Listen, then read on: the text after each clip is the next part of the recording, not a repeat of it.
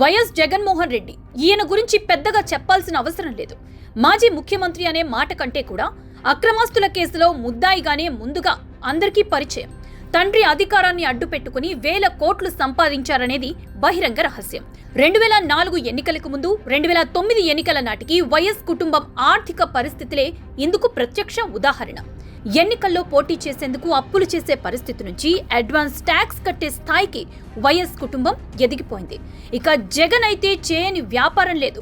Mining, land, sand, power, cement, media ఇలా అవకాశం ఉన్న ప్రతి వ్యాపారంలో కూడా జగన్ పెట్టుబడులు పెట్టారు. అదేంటో తెలియదు కానీ మిగిలిన వారికి నష్టాలు వస్తుంటే జగన్ సంస్థలకు మాత్రం లాభాలు వచ్చి పడుతున్నాయి. కనీసం ఒక్కటంటే ఒక్క వ్యాపారం కూడా నష్టాల్లో లేదు. ఆ స్థాయిలో వ్యాపారం చేసిన జగన్ వేల కోట్లను సంపాదించారు. జగన్ అక్రమాస్తులపై కేసు నమోదు చేసిన ఈడీ ఏకంగా 40,000 కోట్ల రూపాయల విలువైన ఆస్తులను సీజ్ చేసింది. అప్పుడే జగన్ సంపాదన ఏ రేంజ్ లో ఉందో బయట ప్రపంచానికి తెలిసిందే. అయినా సరే జగన్ ఎప్పుడు చూసినా చెప్పే మాట ఒకటే, తాను నిరుపేద అంటూ వేల పలుకులు పలుకుతారు. ఇక 2024 ఎన్నికలప్పుడైతే ప్రతి అభ్యర్థి గురించి ప్రత్యేకంగా పరిచయం చేస్తూ ఆర్థికంగా కూడా పాపం అంతంత మాత్రమే అని విచిత్రమైన వ్యాఖ్యలు చేశారు. ఆ ఒక్క మాట వారి జాతకాలు బయటకొచ్చేలా చేసింది. వారి ఆస్తుల వివరాలను సోషల్ మీడియాలో తెగ ట్రోల్ చేశారు. ఎన్నికల్లో పోటీ చేసిన ప్రతి అభ్యర్థి కూడా అప్పట్లో కోటీశ్వరుడే. ఇక వైసీపీకి కూడా పెద్ద ఎత్తున ఫండ్స్ వచ్చేశాయనేది బహిరంగ రహస్యం. జగన్ కి పులివెందుల, హైదరాబాద్, బెంగళూరు, తాడేపల్లిలో ప్యాలెస్లున్నాయి.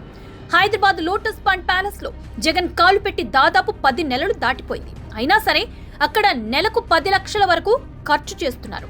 పులివెందుల ప్యాలెస్ విషయంలో కూడా దాదాపు ఇదే పరిస్థితి. ఏడాదికి 1-2 సార్లు మాత్రమే పులివెందుల వెళ్తున్నారు జగన్. బెంగళూరు యలహంక ప్యాలెస్ కు మాత్రం ఎన్నికల్లో ఓడిన తర్వాత మకా మార్చేశారు. అంతకు ముందు అటువైపు వెళ్ళింది లేదు. కానీ ఖర్చు మాత్రం కామన్. అయితే ఇటీవల పార్టీ నేతలతో సమావేశం నిర్వహించిన వైఎస్ జగన్ కీలక వ్యాఖ్యలు చేసినట్లు తెలుస్తోంది. నియోజకవర్గాల్లో నిర్వహించే కార్యక్రమాలకు నేతలే ఖర్చు భరించాలని జగన్ సూచించినట్లు సమాచారం. అది చిన్నదైనా సరే, పెద్ద కార్యక్రమమైనా సరే, ధర్నా మొదలు అధినేత పర్యటన వరకు ఆయా నియోజకవర్గం సమన్వయకర్తదే పూర్తి బాధ్యత అని షరతు విధించారట జగన్.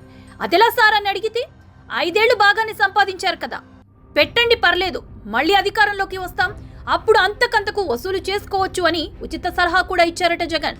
దీనిపై పార్టీ నేతల్లో ఇప్పటి నుంచే గుబులు మొదలైంది.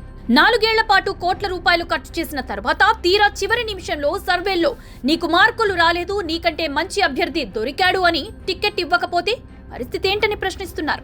వాస్తవానికి జగన్ మాటలను రాష్ట్ర ప్రజలతో పాటు సొంత పార్టీ నేతలు కూడా నమ్మడం లేదు. ఇచ్చిన హామీలను తుంగలో తొక్కిన చరిత్ర జగన్ సొంతం. అందుకే ఓటర్లు జగన్ ని పూర్తిగా పక్కన పెట్టేశారు. పార్టీ నేతలు కూడా ఈ విషయంలో జగన్ పైన ఎలాంటి నమ్మకం లేదంటున్నారు. అధికారంలో ఉన్నప్పుడు కూడా టికెట్ ఇస్తా అంటూ చాలా మంది నేతలకు జగన్ ఆశ చూపించారు. కానీ చివరి నిమిషంలో హ్యాండ్ ఇచ్చేశారు. ఉదాహరణకు 2014 ఎన్నికలకు 2 ఏళ్ల ముందు నుంచే శ్రీకాకుళం అసెంబ్లీ టికెట్ నీకే అని వరదు కళ్యాణికి జగన్ హామీ ఇచ్చారు. కానీ సరిగ్గా ఎన్నికల ముందు పార్టీలో చేరిన ధర్మాన ప్రసాదరావుకు టికెట్ ఇచ్చారు. మార్కాపురం మాజీ ఎమ్మెల్యే జంకే వెంకటరెడ్డి విషయంలో కూడా ఇదే జరిగింది. 2014లో వైసీపీ తరపున గెలిచిన జంకేతో చివరి రోజు వరకు ఖర్చు పెట్టించిన జగన్ చివరి నిమిషంలో మాత్రం సర్వే ఫలితాలు అంటూ సాకు చూపించి కుందూరు నాగార్జున రెడ్డికి టికెట్ ఇచ్చారు. గిద్దలూరు నియోజకవర్గంలో కూడా సేమ్ సీన్. అప్పటి వరకు మధుసూదన యాదవ్ కు టికెట్ ఇస్తా అని చెప్పిన జగన్ చివర్లో అన్నారాంబాబుకు ఇచ్చేశారు. ఇదేంటి సార్ అని జగన్ దగ్గర మాట్లాడే పరిస్థితి లేదు. జగన్ కి ఎదురు చెబితే ఏమవుతుందో అందరికీ తెలిసిన విషయమే. కాబట్టి బేల చూపులు చూడడం తప్ప చేయగలిగింది ఏమీ లేదు.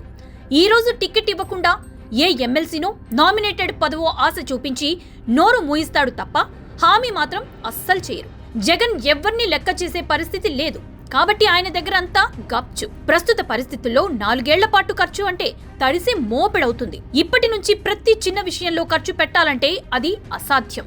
వాస్తవానికి అధికారంలో ఉన్న 5 ఏళ్ల పాటు సంపాదించుకున్నది ఎవరు అంటే 5గురే అనేది వైసీపీ నేతల మాట. కనీసం రోడ్డు కాంట్రాక్టులు కూడా గతంలో చేయలేదు. కాబట్టి తమ దగ్గర డబ్బులు ఎక్కడి నుంచి వస్తాయనే ఆవేదన వ్యక్తం చేస్తున్నారు. జగన్ పెట్టిన షరతుతో అవాక్కైన వైసీపీ నేతలు సైలెంట్ గా తప్పుకుంటే బెటర్ అనే ఆలోచనలో ఉన్నట్లు తెలుస్తోంది.